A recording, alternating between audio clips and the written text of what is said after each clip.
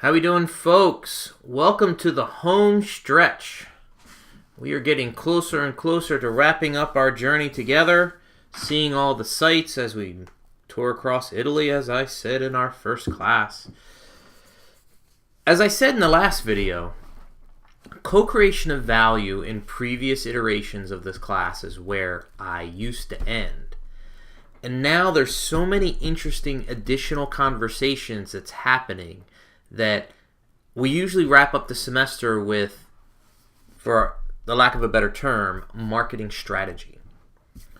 And there's 3 weeks of marketing strategy articles. And if you notice that these are all strategy articles, platforms, intermediaries, launching, this is a new one this year, transformation, actually this is a new one this year too, blitz scaling, whatever the hell that is, I don't know. I've also gotten a lot of comments that you guys like the shorter videos, so I'm going to try to go quicker to see how I can do here and keep my Dano commentary to a minimum. Alright, let's see how we're doing. The first article is by this author that can't publish in Harvard Business Review and doesn't know what he's doing. I don't know why this article's in the packet, so let's just see what questions you have. The article suggests that an economist's view of the marketplace is one of simple transactions. Can you please explain on this view and how it impacts market perception?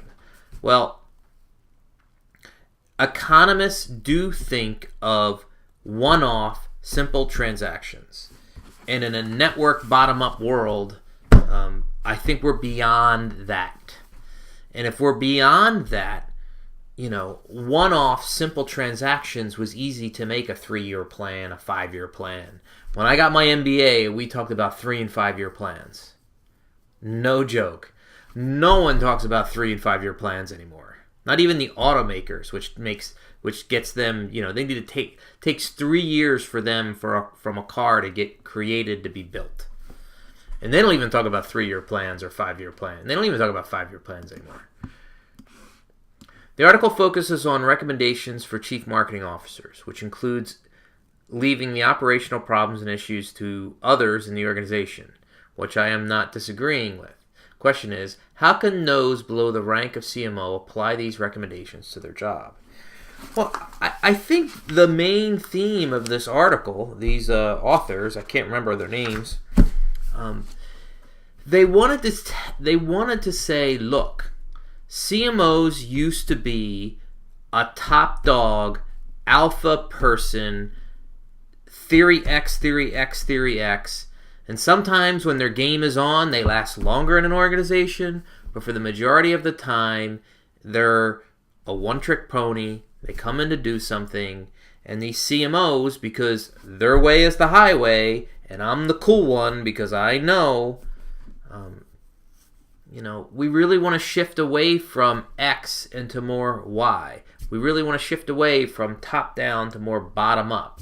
CMOs, or anybody within the organization, if you're thinking about the crowd and being externally oriented, then guess what? That's what I would say. Today's technological era seems to have taken on a user-generated marketing approach. We're in agreement. But with the rapid advancements of technologies, what do you project will be the next shift in the marketplace for CMOs? Well, the CMO was a silo, and we have had multiple articles this semester, and I've got multiple questions coming forth in this module alone, that the CMO cannot stay in their silo all by themselves. The information officer, the financial officer, the operations officer, the COO, these silos kind of need to die. The shift will be less of, okay, marketing, we made the product, you go do something, go do your thing over there, marketing, whatever that is. For a long time, marketing didn't have to justify their expenses. Now, in today's day and age, especially since financial meltdown, if a marketer can't justify ROI, the marketer does not get the money. It's one of the reasons why I'm pushing a lot of my undergrads who are double majors to be marketing and finance. So they get that ROI, the financial ratio mentality when they're doing their marketing stuff. What is the best way for a CMO to keep on top of how to deal with the latest changes in the marketing environment? Okay, I won't say what I was just thinking about, and I just laughed. Okay?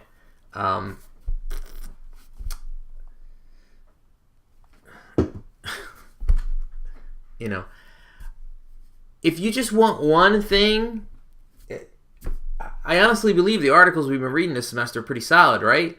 Get yourself a subscription to Harvard Business Review. If not, I could recommend 4, 5, 6 podcasts. You know, The Marketing Companion is a really, really good podcast that speaks right at this. If not, they need to be, you know, they need to be part of the American Marketing Association. They need to look to see where the cutting edge is. My issue with most CMOs that I've ever met or stories that I've heard is they're alpha dogs. They don't listen to anybody. You know, they don't learn. They're, you know. The article mentions how the CMO is often second guessed for good reason. Are there particular issues where this is not typical? No. Most people think that they can do the marketing job because the marketing job is probably one of the least technical. You know, the CEO probably gets the most second guessed, and the CMO is probably next. But most people don't second guess the CFO or the CAO or the CIO because people don't have enough knowledge to second guess the CFO. You know, even the numbnuts on CNBC are just blah, blah, blah, blah, blah, blah. How does one get the buy-in with C-level middle management to implement such an approach discussed in this article? To me, it's data, and data. I would just get myself locked into Hootsuite, go out to the crowd, and just bring all those conversations in and go, look, this isn't my idea. This is what our customers and our competitors are saying. I'm just a messenger. That's what I would do. How can a CMO shift his or her mentality from a top-down to a bottom-up? I think I just answered that question. Is it possible for customers to impact or influence leadership strategies? Yeah. Especially in a B2B scenario where a customer could stop doing business with an organization if that organization doesn't want to partner, doesn't want to learn, doesn't want to co-create. You know, fire people, you know, stop doing business with people. The customer experience is what's remembered most.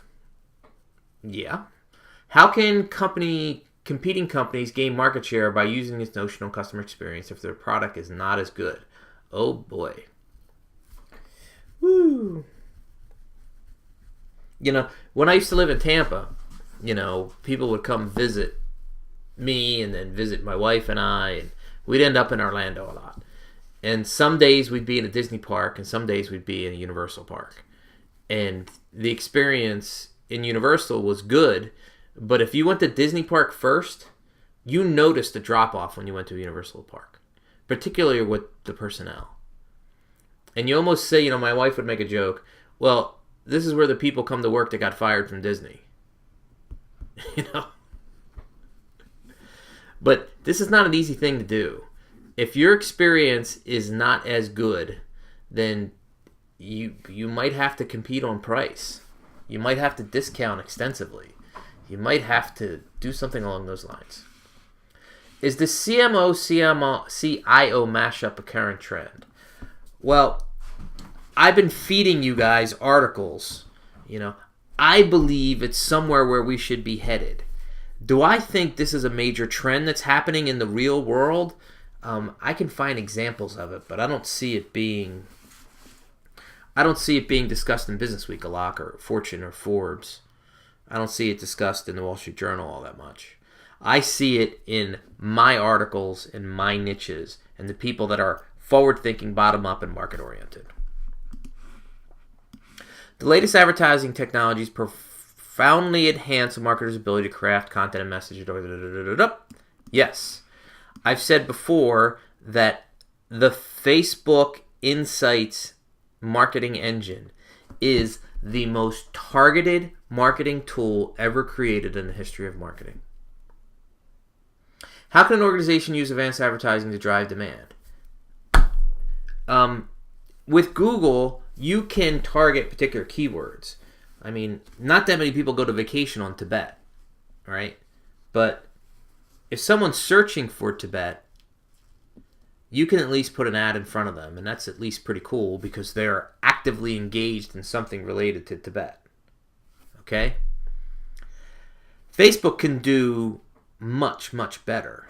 Let's say you wanted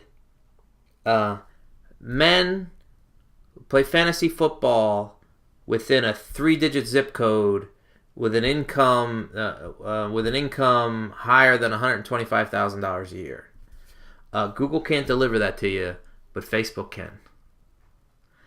And I'd rather pay the money to Facebook, where Facebook pretty much guarantees that a message will be put into their feed, and I can track my ROI, than me having an ad on television or radio or a billboard or God knows where else that I have no idea whether they saw the ad or not. I think the better thing to do is just to go into social and digital using a social media listening tool and content marketing honeypot them to you. Engage with them in social and digital. You know, if someone's talking about Tibet, talk about Tibet with them. How do you envision the role of and responsibility of future brand managers changing? I think that's what this course has been the entire semester. You know, market-oriented, bottom-up crowd. What sorts of questions would a CMO or ask a CEO or CEO of an organization? What sorts of questions? We could be here for the next 4 hours if you want to ask me. This is a little too broad here, but if you want a short answer, I want to know if there's silos or not. If there's too many silos, I'm done. Okay. Sidebar comment. I mean, think about all the conversations we have. Granted, I've told you I've been teaching this course for a really long time. I wrote this article. This article was published in 2008. I really wrote it in 2007. That was 10 years ago. Still got my shit together. Mastering the intermediaries. Where are we at? Here we're in a platform article. Is there any source that helps connect buyers and sellers essentially as an intermediary? There are a million sources. There are a million websites. There are a million people out there. There is platform after platform after platform that does this.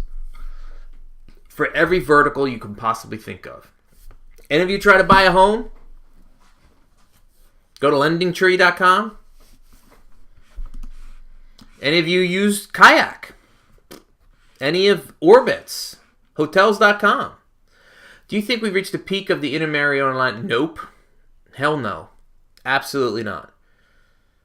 You know, 5 years ago, would you have thought of Uber? Would you have thought of Airbnb?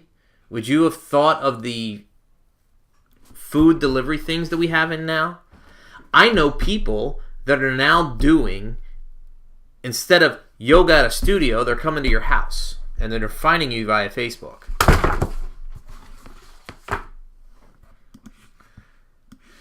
Is it possible for different suppliers to combine efforts for them to limit the influence that intermediaries have? Yeah. It is possible, or it is possible for different suppliers to create their own platform, which we had examples in this particular articles. Can intermediaries and suppliers reach mutual ground through negotiations without conflict? You bet they can, and they have, and there's multiple examples in the article. Strategies listed seem geared towards larger companies that have money to spend on creating direct channels or its own platform, or companies that are market leaders that are intermediaries. How can smaller companies implement these strategies? Well, for the first thing, a smaller company can be part of a platform. that all of a sudden a smaller company which never had the market ability to compete with the big dogs can compete with the big dogs because they're almost on the same level. I mean, a perfect example would this be if you wanted to start a cola company and you wanted to get into Kroger or Wakefern or Whole Foods, okay? How do you compete with Coca-Cola? You can't. They own the supply chain. But if you want to talk about a digital kind of product and the intermediary, not one of your competitors, controls the supply chain, it's beautiful. Most companies feel they have no choice and they bow to the altar of the intermediary and their rules and fees. How to solve this problem? You go direct. Why not build your own crowd? Why not build? Go back 5 or 6 weeks from now. We had 2 weeks on CRM. Maintain your existing customers. Add value. Co-create with them. Build brand. I mean, this is how to solve the problem. We've been doing this each week as we stroll throughout the semester. Many companies never deal directly with consumers. That's a problem. They typically have always had a B2B relationship. Well, some B2B relationships are direct with buyers and they have a direct relationship with the buyer. Therefore, based on this article, how can companies transform a B2C relationship from the ground up, such as managing such relationships? Well, oh gosh, pause.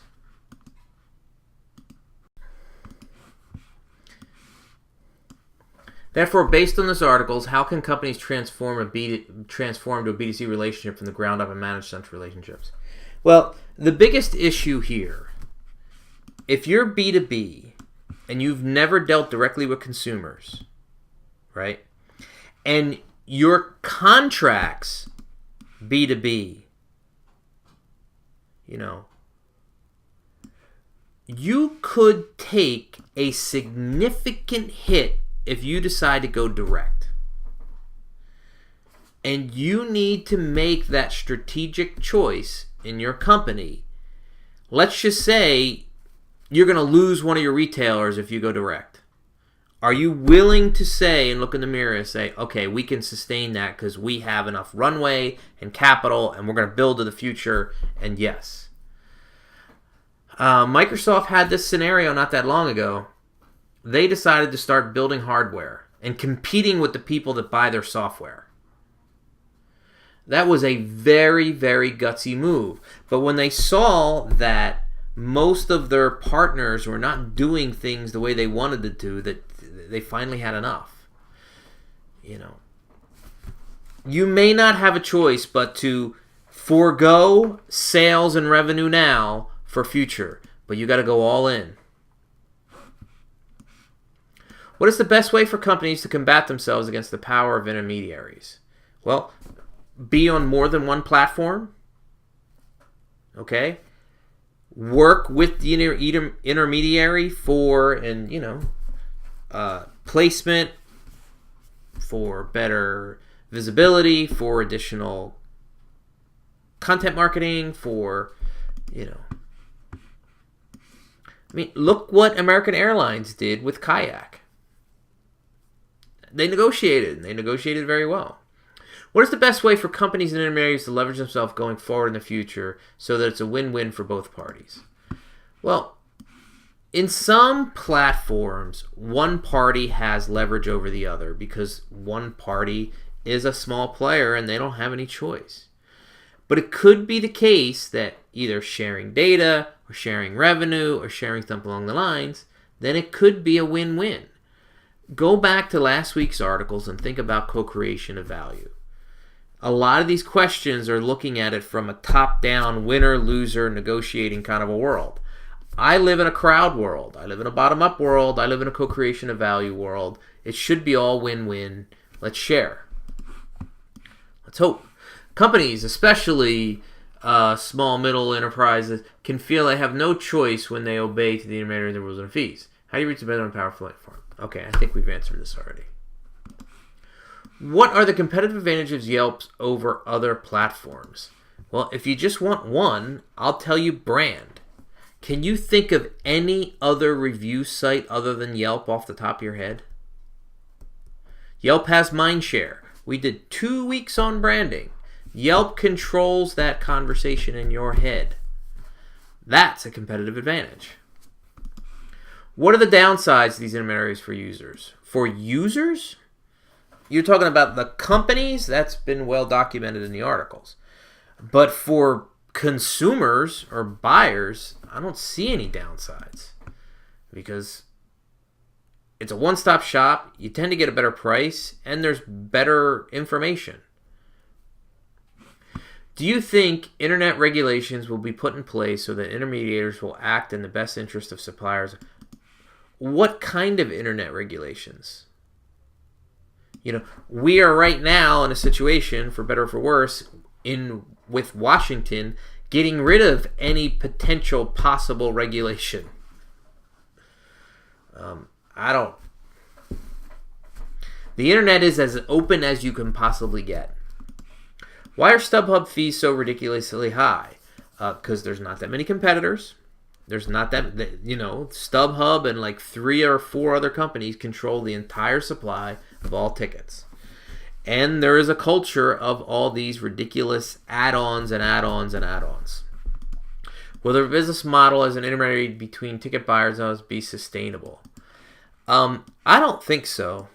I really don't. Because usually firms like Live Nation and StubHub and Ticketmaster are more easily disrupted by someone else because they do things that make consumers unhappy. Like 15 different fees. It's a $15 ticket to go to the baseball game, but there's $14 in fees for that damn ticket. It's ridiculous. I look at the cable companies and they behave more like utilities. They're not very customer friendly. If there was a way for us to cut the cable easily, you think we would do it? We would do it. All right. How to launch a digital platform. How we doing? We're cruising right along here. I'm just checking my time. Does pay-as-you-go method work for any business? Yes, sure it does. Absolutely, positively, yes. If it wasn't pay-as-you-go, Amazon would not be Amazon. Because 40 to 50% of all their profit is AWS, and AWS is complete pay-as-you-go. You literally sign a contract, you say, okay, I'm going to give you $1,000 a month, and oh, by the way, if my traffic spikes unbelievably, you just pay for whatever you pay for that given month. That's it. Some of the cell phone companies have gone this way on a B2C kind of a scenario. It works. Can it work for any business? I don't know if it can work for any business, but it can work for a lot of businesses. A lot of the, this is Dropbox right here, right? Dropbox has pay-as-you-go kind of things. What caused AOL, which is one of the first digital platforms, to fall behind? A lot of things. It had a large group of users and offered value. Yes. Back then, they would charge its customers, yet over time, AOL lost much of its ground to Gmail. Well, I have a book here. I'm not going to pause, but Steve Case just wrote a book. I read it last year. The Third Wave, if I'm not... Yep, it's called The Third Wave. It's down there. And he does 2 chapters on the fall, the rise and... He does more than 2 chapters on the rise and fall of AOL. But if I were to point to one thing, if you go back to our CRM articles, AOL's success metric, their key performance indicator, KPI, was number of new customers. That's all they cared about. How many new customers? How many new customers? How many new customers? How many new customers? There was no one at AOL caring about, how do we keep our customers? How do we keep them? There was no SAT loyalty CRM's conversations at AOL. So much so that they kept mailing disk after disk after disk, and what did we all do? We signed up, we let the disk expire, waited for a new disk to show up in our mail, we got another 1,000 hours for free, we burned through that, we waited for another disk in the mail. It was stupid. There were a lot of other things with AOL, but that was a biggie. Are there any non-niche markets that could be relatively easily to launch an online platform surface relative to others? This is a really, really, really broad question. A non-niche market, meaning, is there any big markets that would be really easy to launch an online platform service relative to others? It's too general of a question. What would be the best way? Look, you want a crazy one? Education. The lynda.coms of the world. Think about that. What would be the best way to provide value to individual users when signing up a lot of users doesn't work? What would be the best way to provide value to individual users when signing up a lot of users doesn't work? Well,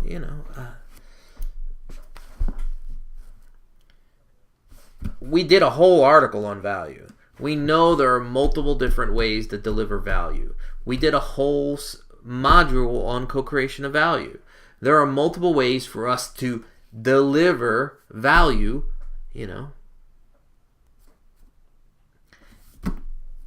In the last module, did we not just have a mass customization example with sandals and, you don't need a whole lot of users. If you're charging $95 a pop, you don't need hundreds of thousands of users. You need thousands of users. Since there's such a high demand in recruiting developers and engineers, how can one start building a platform from the ground up with limited resources available? You outsource it all. You use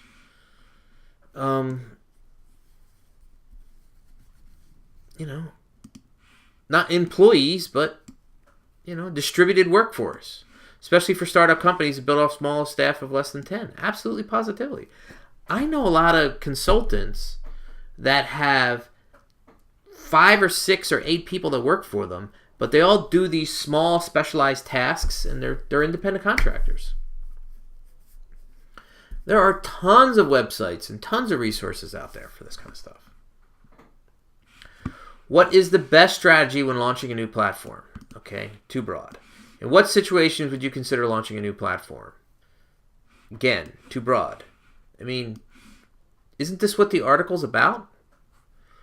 What does the use of traditional brokerage in a business model mean when it's vulnerable to disintermediation by someone else's digital platform? What?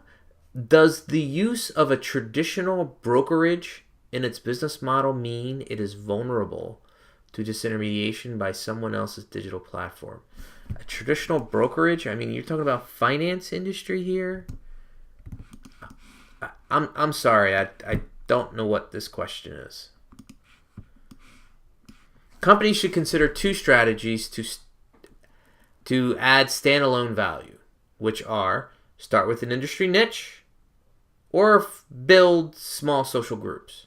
How do you decide which strategy is best to pursue? Why is there only one strategy? This is plan A and plan B. I like to do A, B, C, and D all at the same time because I want to survive.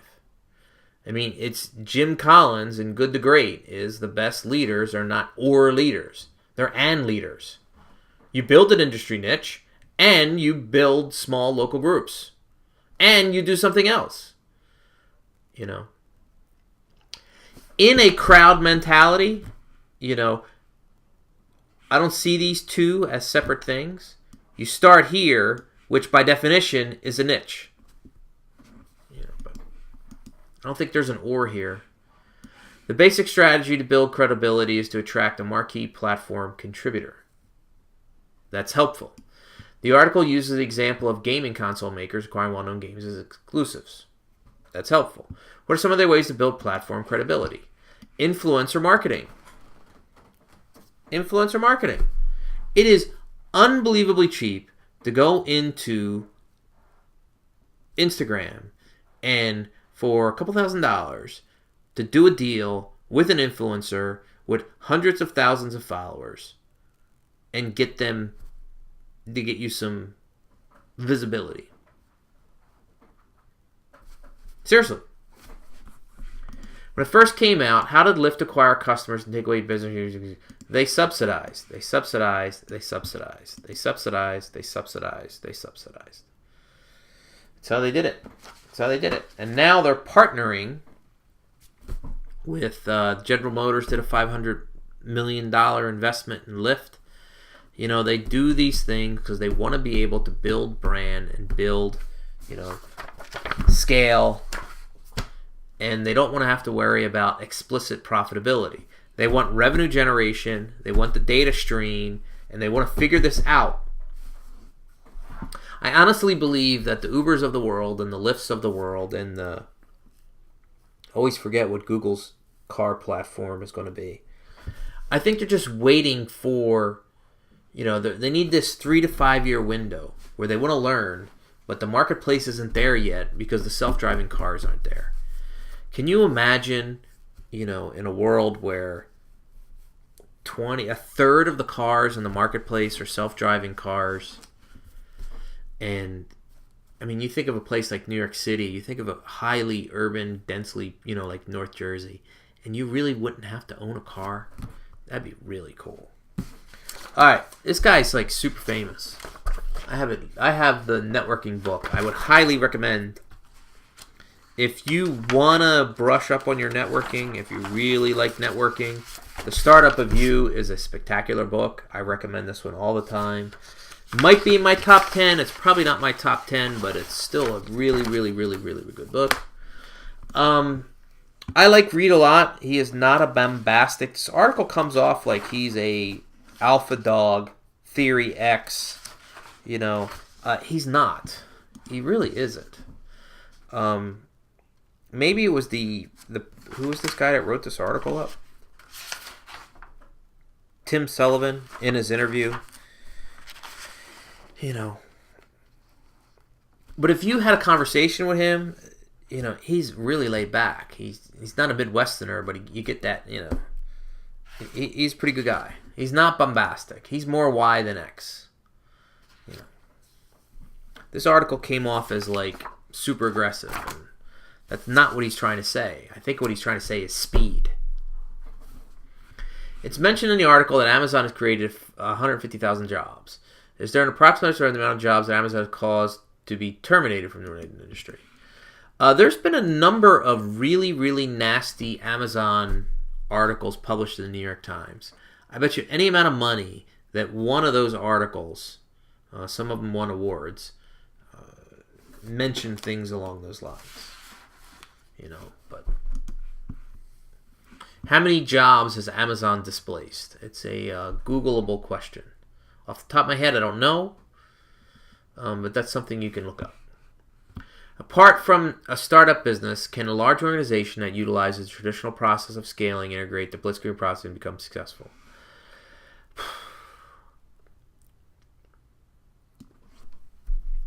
A large organization has advantages that a small organization doesn't have when it comes to blitzscaling. Namely, they have large HR, large financial resources to be able to do blitzscaling. I mean, there are many small startups that need to blitzscale, and the marketplace grows far beyond that they can handle. You know, something as simple as their servers just never stay up. They just crash and crash and crash because of user traffic. Or they can't keep up with the updating of the software. You know, that's more common than a large organization having the resources to blitzscale. What would be the unique challenges that already established guys with Facebook opposed to smaller business? That a large organization, the problem with a large organization is not only is their silos already up, but as he said multiple times in this article, large organizations cannot spin on a dime. You know, it's like turning a ship. It's very, very slow. Blitzscaling is not a slow process.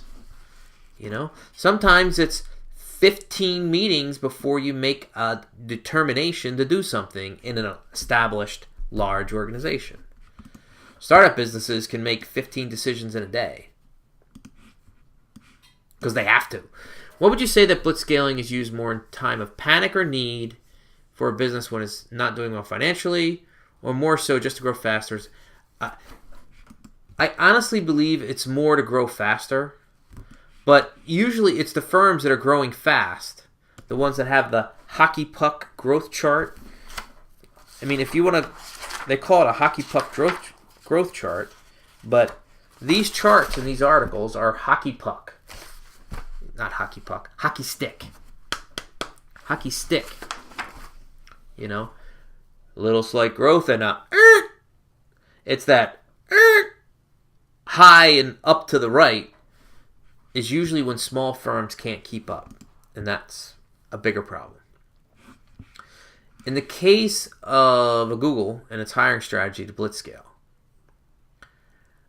the article talked about Google and what they did. However, now it has drastically changed the way it seeks talent, not requiring as many credentials, but is more based on an interview and past accomplishment. Why do you think this changed so dramatically? Well, Google's not blitzscaling anymore. They're not. You know, I am very, very, very, very happy that a Dr. Dano trained undergrad is at Mountain View, California, working for Google. She graduated in May 2016. She did 3 summer internships with Google. Brianna is absolutely amazing, and Dr. Dano Scudo works at Google. I think it's fantastic. But Google they ran out. You know, one of the things, point blank, is they got to a point where it's too expensive to do it the way they were doing it. If they only hired for Ivy, and there was only so many Ivies, or only so many schools, the Michigans and the Stanfords and the Texas Austins and the University of Utahs, I mean, there's only so many of those people. They were paying double or triple for someone that they could hire someone from Boston College or Seton Hall or UNC or Duke and not pay that much. And guess what? There's no way that someone from Michigan is always 3 times better just because you're paying them 3 times much. They learned. You know, and they're not in a rush. So if they're not in a rush, they can do more interviews. The way Brianna got involved with them is, you know, they knew that the example in the article here was unsustainable. So Google started doing, you saw the movie, that's real. They actually do that. You know, they have a 1-week thing, they have a 10-week thing, and that's how they find future talent. I had students go through the summer stuff with Google, but didn't make it all the way through to get a full-time. And Brianna made it all the way through to get full-time at Mountain View. She had a choice of New York or California. She picked California. With regards to team dynamic issues, to not fix issues and problems quickly, doesn't this approach impact creativity and originality? Is there a better way? Well, you have to remember that in this blitzkrieg kind of mentality, creativity and originality is, you know, it's on the fly. It happens in the moment. There's not an off-site for creativity and originality for the weekend. It happens 10 minutes ago in the meeting we just left. You know.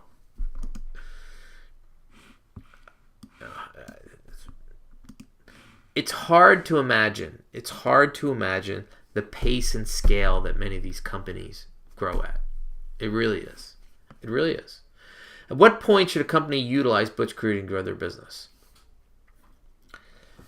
By the way, he keeps talking about first mover advantage. All right. There is another article which is not required anymore. It's a Michael Porter article from 2001. It's now a Backfile article. I don't think it's this week, but it's one of the 3 strategy weeks.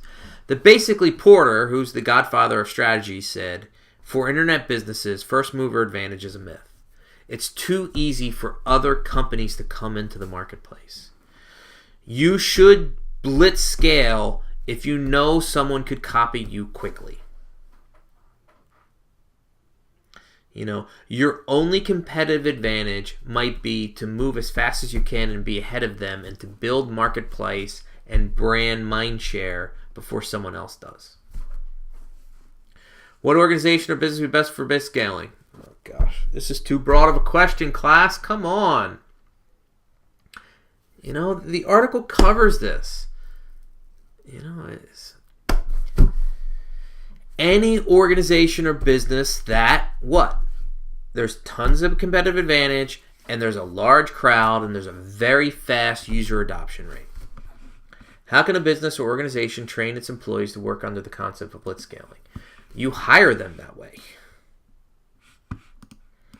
Are you sure that Facebook, Google, Amazon, etc. was successful because they managed to get through a chaotic blitzscaling?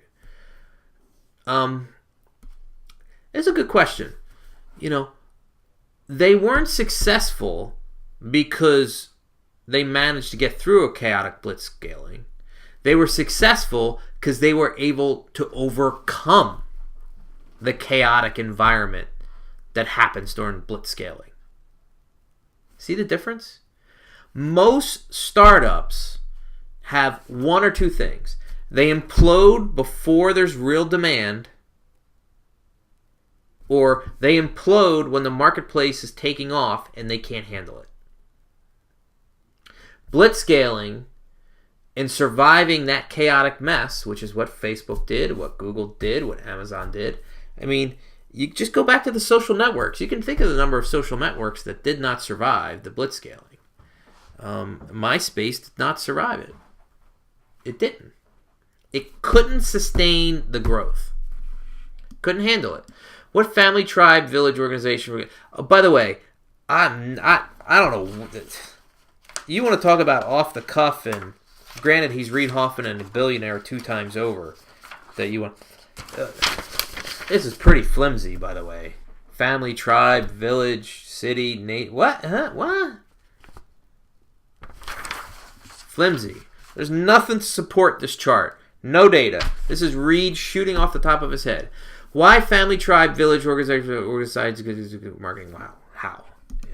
I don't know. I don't even know how he made the damn chart. I wouldn't read into this too much. Do you think Yelp is suffering the same fate as Groupon in terms of its inability to scale quickly? No. Yelp is profitable. Groupon is going under. It seems like they would grow much faster than they are. Well, the problem is Yelp doesn't have that. They have a lot of users, but not that very many ways to make money. Groupon has a very, very high revenue generation, but they just have no profitability whatsoever. If you want if I have this thing about Groupon, I have a little. I'm not gonna go off on a tangent. I'm gonna bore the hell out of you. If you guys are real Groupon people and you want to deeper dive into Groupon and why their model is busted, as a matter of fact, we're going to talk about models in a second. I think Groupon's model sucks. They could be doing it so much more efficient at so much of a cheaper cost. And if this really fascinates you, shoot me an email. I'll send you a link. This is a new article for the semester. I'm a big fan. So many companies have, especially during the blitzscaling process, have no concept whatsoever that they should have a business model. And all the model is okay, how do we operate? How do we generate revenue? Is there any shot at profitability? That's a business model. Some of the things they list in this article, I'm not sure are business models. When they talk about an agile and adaptive organization, okay, there's no revenue generation as part of being an agile and adaptive organization. That's not a business model. That's a strategy. A business model means revenue generation. This is the first time I had this article. I kind of like this article. It probably will stay in the packet, but it's a misnomer that all these things are business models. As personalization becomes increasingly tailored to individual tastes, how does that impact an individual's ability to become more aware of the things outside of their likes? It's extremely difficult. This is what fake news is, and we've already had this conversation. Facebook feeds us more of the things we like because they want us to stay longer on the platform, so we'll see more ads. Google does the same thing. There is, in the wisdom of crowd mentality, not that much diversity. When it comes to personalization, discovery starts going, It's a problem. I think it's a problem. You know, in the top-down world, there were editors, and editors gave us that wide... I mean, you could sit, and even you guys at some point in your life picked up the Sunday Times, okay? And you've gone through, 10 sections of the paper? Arts, business, local news, national news, real estate, living. Talk about diversity. Personalization has its upsides. It also has its downsides. In a top-down world, they told us what was interesting across a wide variety of topics. That doesn't happen as much anymore. It doesn't. If a company is having dominated threatened by a new startup, companies will immediately making the necessary updates based on the content to keep up. If you are in a hyper-competitive marketplace where the only thing you can do is to stay ahead, and you don't stay ahead, a perfect example is not what the startup company should do. It's the incumbent. I mean, look at what Facebook has done to Snapchat in the last 6 months. They basically knocked them out at their knees. Between Facebook and Instagram, they pretty much copied all their features.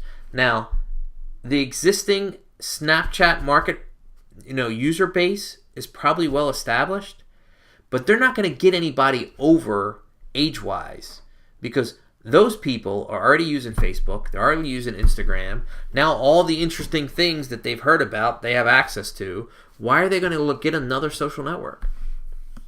It's really, really aggressive, but, And Snapchat needs to react. They need to start doing something new. They can't just say, oh my God, Facebook, it's unfair, blah, blah, blah. No, they should start doing something new. How can an established organization with a great business model stay ahead of the competition? I think we covered this. Should they keep transforming their successful models to stay up with the date? Yes. Or should they wait for competitors to make it? No. They should. It's called cannibal. The phrase is creative destruction or cannibalization. It's better for you to cannibalize yourself than have competition cannibalize you. Very few companies do it, but it's the better strategy. Would you consider a driverless cars in the subscription of a new business model utilizing the return dominant model? Yeah. Even driverless cars, the fact that the Ubers and the Lyfts of the world, how they get the rides is a radical disruption. There's no centralized dispatch. The user who's getting the ride is in control in the payment, in ordering the cab, in evaluating its experience. How long do you think it will take before this new model is the norm? Well, we're starting to see it in a lot of other categories. It's not this model just in itself, but you can say bottom-up, crowd-driven business models. Ooh, that's what this course has been about. Do you think user acceptance or logistical issues will be the major impediment to early successes? I think, not just cities updating technologies, but cities updating laws and culture. Like Philadelphia right now is very much behind the 8 ball because the unions, this is a heavily unionized town, are lobbying their brains out to try to keep the status quo. Who knows how long they'll be able to keep that going. But at some point, I don't think they're going to be able to take they got their finger in the hole in the dike. At some point, the whole thing's going to come over them. Using Uber as the best example of a business model, what do you think it will need to achieve the 6th feature of closed loop, or it ever will? Well, I don't think, if we go to page,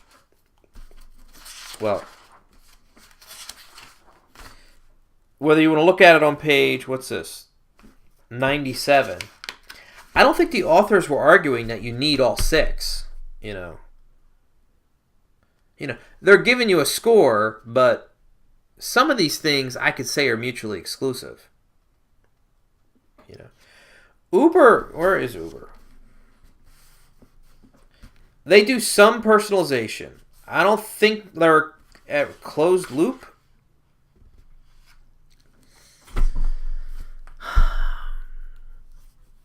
I mean, are they ever going to own their own cars? No. I mean, closed loop, Lyft and Chevy are kind of in a partnership. I don't know. What else is Uber missing? That's the only one they're missing. Closed loop. They got to start manufacturing the vehicles or doing partnership with manufacturing. I don't even know if Uber is making the technology for the self-driving. Or are they buying it off the shelf?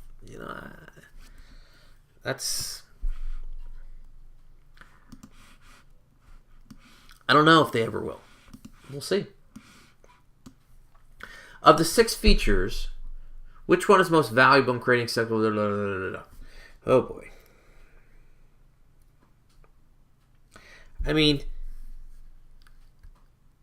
the one that we've stressed the most all semester, the one that I think should lead the charge, I don't know if I want to say is the most valuable, but in a bottom-up crowd world, we are in a one-to-one world, okay? It's got to be personalization.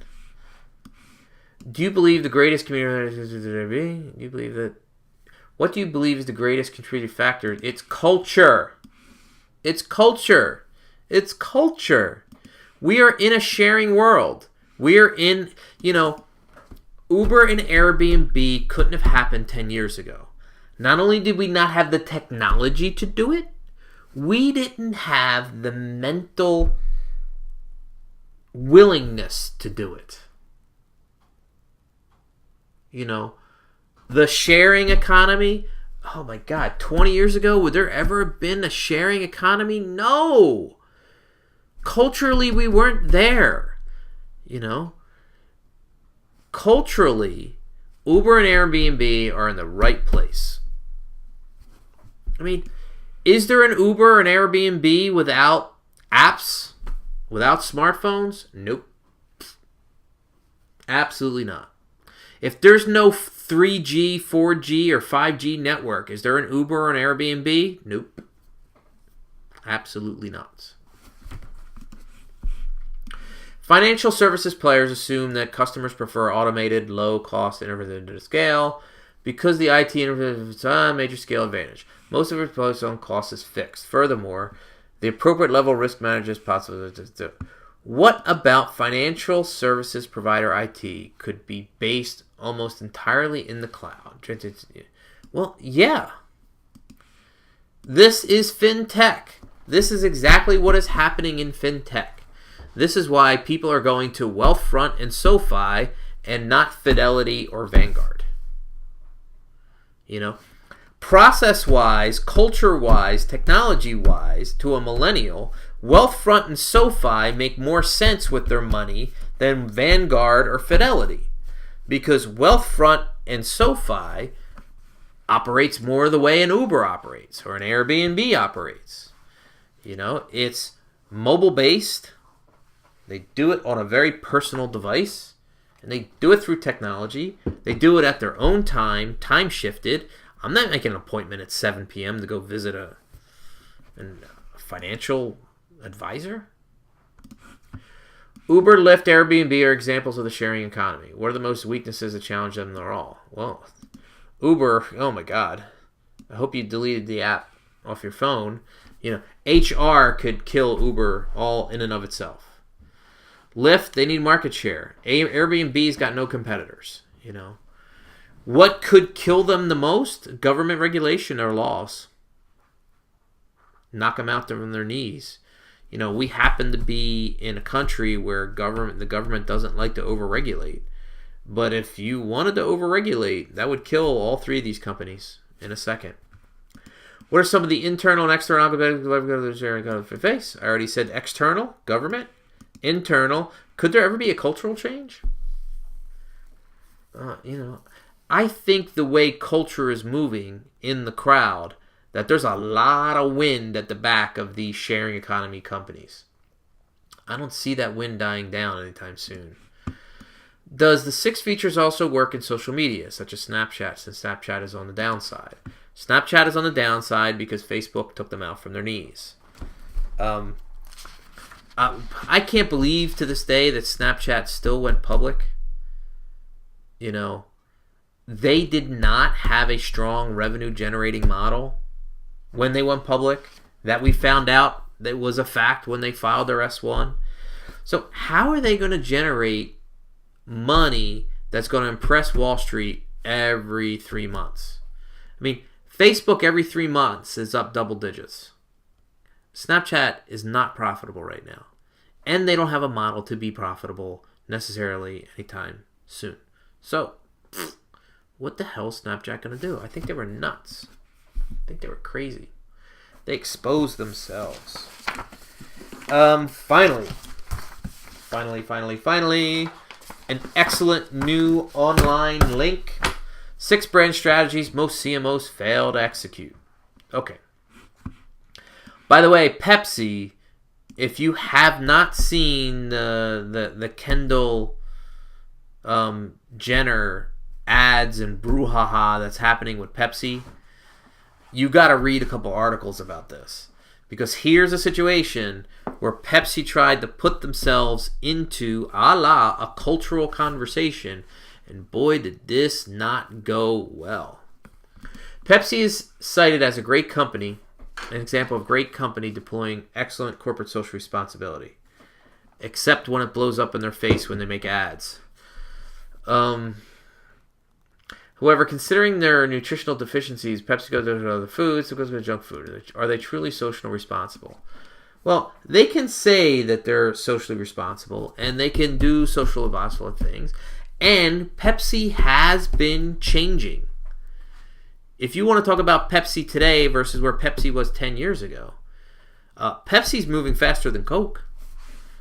Pepsi, the sugary, salty, junk food stuff, they're moving more towards the Sun Chips of the world. They're moving more towards their factories that make all those junk foods are completely off the grid. They're doing more than a lot of companies. Since old generations, hey, you just call me old, man, have been exposed to traditional advertising for so long, have bottom-up companies seen resistance to their marketing efforts to those who didn't grow up with it? It depends on which companies. If they're traditional companies using traditional channels advertising to boomers, then okay. But there's no growth in boomers. You guys have seen, marketing textbooks, There are cash cows, and then there are dogs, right? Some baby boomer categories are cash cows, and some of them are dogs that are declining. Same thing we could say for Gen X. There are some cash cow categories, and some of them are just flat out dogs that the marketplace is completely imploding. The bottom-up companies are with the largest demographic in the United States, the millennials, and they are in growth markets. Would the concept of bottom-up marketing work in any other era? No, and no. You need the technology and you need the culture. We never had the technology other than in the last 6 to 8 to 10 years on the high side. And we certainly did not have the culture. We were never in a networked world the way we are today. Some of these points that the author makes seems obvious. Some. Do most CMOs just do not recognize that they're missing, or are they simply responsible for too much that doesn't have focus on it? No, most CMOs don't think think their shit doesn't stink. They're Theory X. They don't learn.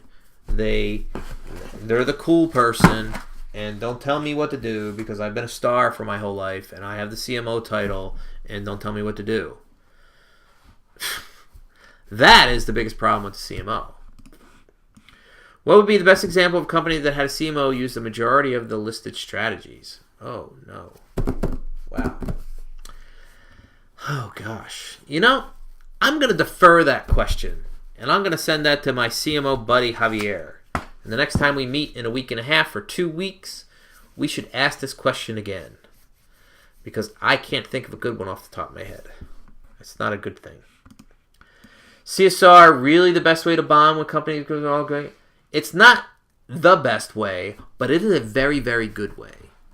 CSR is crowd-oriented. CSR is two-way oriented. There are some CSR strategies that people out there do PR, blitz, one way. I want to make myself look good, and it's not really for the right reasons. But true CSR is co-creation of value.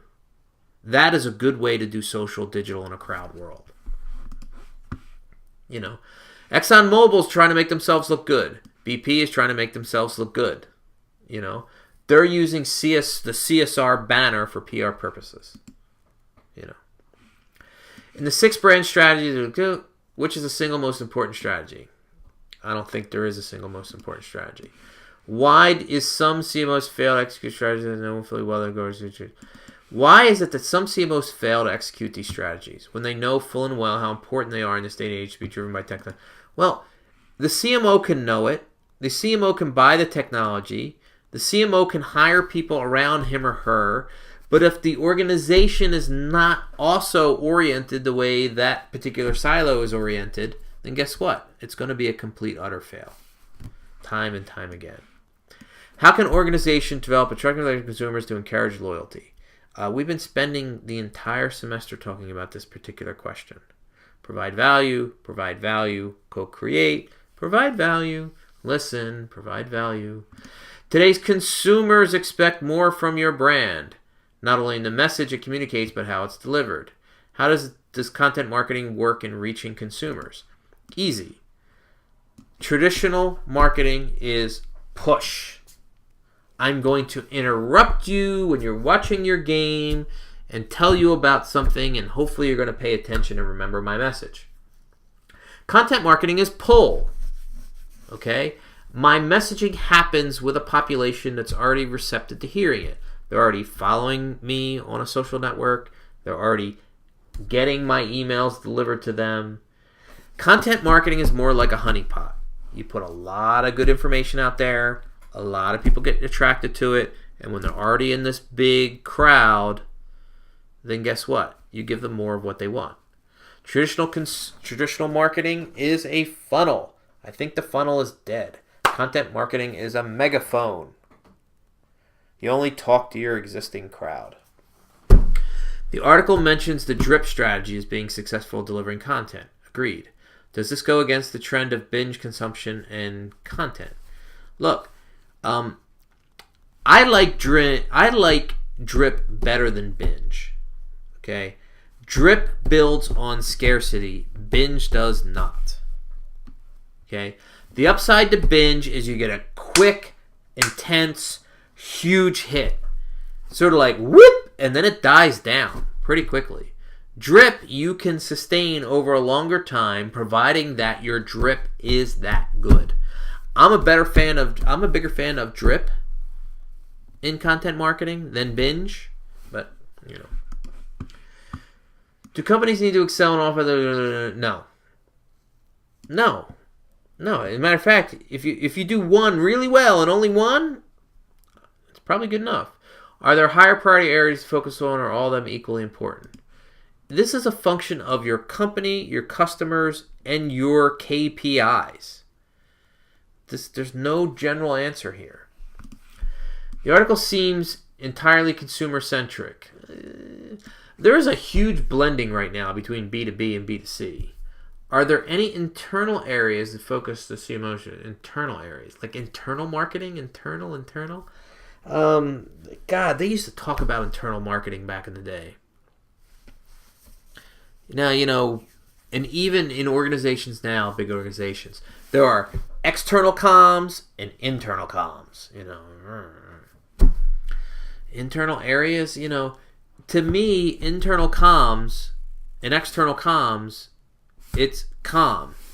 I'm market oriented. There's very good inter-firm communication going on there. There's very good dialogue with our existing customer base. A lot of learning from all that competitor information we're finding out there. They should work on them both. Bonus question to wrap it up. Red ocean traps. Okay.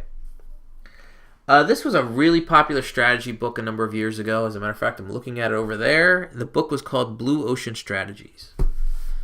Blue ocean means get out of marketplaces where there are too many major competitors. It's sort of like a red ocean means blood. A highly competitive marketplace is a zero-sum game where competitors just completely try to take each other out. Cola wars, burger wars, anytime you hear stuff like that, that's a red ocean. Those authors try to say, look, get out of the red ocean, go to green field, go to blue oceans, go somewhere where there isn't any direct competitors or very few direct competitors. Previous articles say how important existing customers are. We did 2 weeks on CRM. And how it's better to focus on them instead of obtaining new customers. This article seems to go against that. Which is important. Who should we focus on? New or existing? Okay, look. Existing customers by far are more profitable. Existing customers buy more, both in frequency and also in basket size. Okay? We also lose existing customers. They pass on. They switch to competitors. They stop using a particular product or service. So you need to look towards new marketplaces. I mean, if you want a ratio, do 80-20. Do 90-10. Do 75-25. I don't know. But this should be the majority of what you focus on in a personalized, crowd, bottom-up world. As a matter of fact, if you personalize, by definition, you're getting away from the red ocean because you're developing a relationship that only you can with that particular individual, as opposed to competing on price or distribution or couponing or trying to go head-to-head versus a larger competitor. New customers are good, but this is what AOL tried to do, And they spent so much time trying to get new that they lost all their existing. And then where did that get them? And I'm going to end on that note. Enjoy the next set of articles. Shoot me email. Thanks.